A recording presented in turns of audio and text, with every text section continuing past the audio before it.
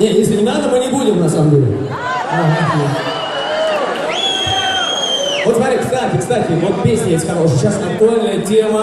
А многие едут Ауылларга, правильно? Сезон. Кто собирается вообще Ауылга? На лето? Что-то маловато. Кто в деревню собирается? А так больше. Ага, понятно.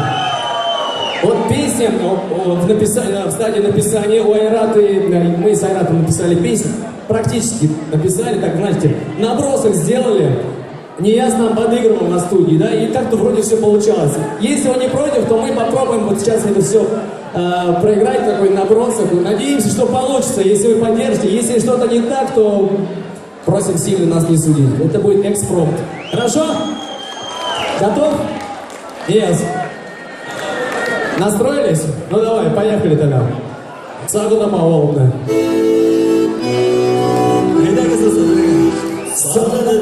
Sağladım ağladım yemyeşil şirinli buralar Suran oynadı koykanı da oylanır Yaşlıke koykanı gülür ulamar Suran oynadı koykanı da oylanır Yaşlıke koykanı gülür ulamar